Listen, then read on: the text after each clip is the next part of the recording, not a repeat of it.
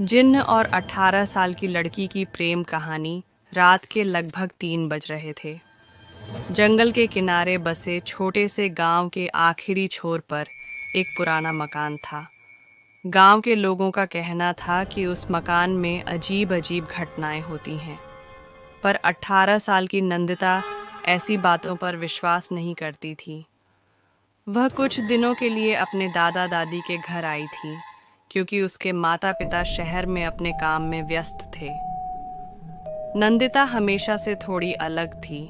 उसे अकेलापन पसंद था। रात का अंधेरा उसे डराता नहीं था, बल्कि उसमें उसे एक रहस्य नजर आता था।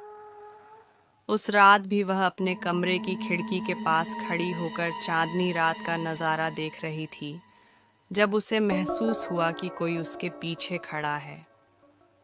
धीरे धीरे उसने पीछे मुड़कर देखा। कमरे के अंधेरे में एक धुंधली आकृति दिख रही थी।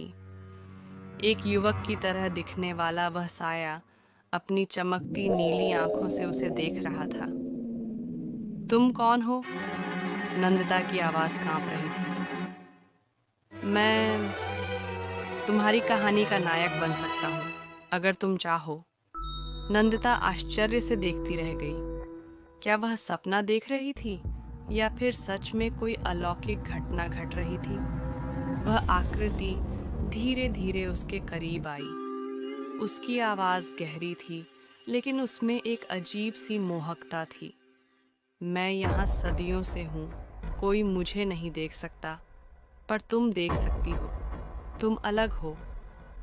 नंदिता को अब भी यकीन नहीं हो रहा था, लेकिन डर के साथ साथ एक अजीब सा आकर्षण भी महसूस हो रहा था। तुम भूत हो? वह मुस्कुराया। मैं जिन्न हूँ, लेकिन मैं तुम्हें कोई नुकसान नहीं पहुंचाऊंगा। मैं बस तुम्हारे करीब आना चाहता हूँ। उस रात के बाद नंदिता और जिन्न के बीच एक अनोखा रिश्ता बनने लगा।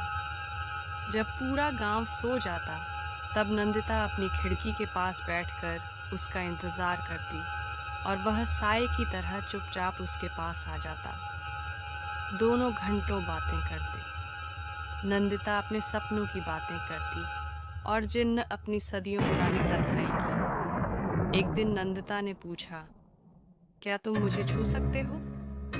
जिन्न थोड़ी देर चुप रहा, फिर बोला, छू सकता हूँ, लेकिन मैं नहीं चाहता कि तुम मेरी दुनिया का हिस्सा बन जाओ।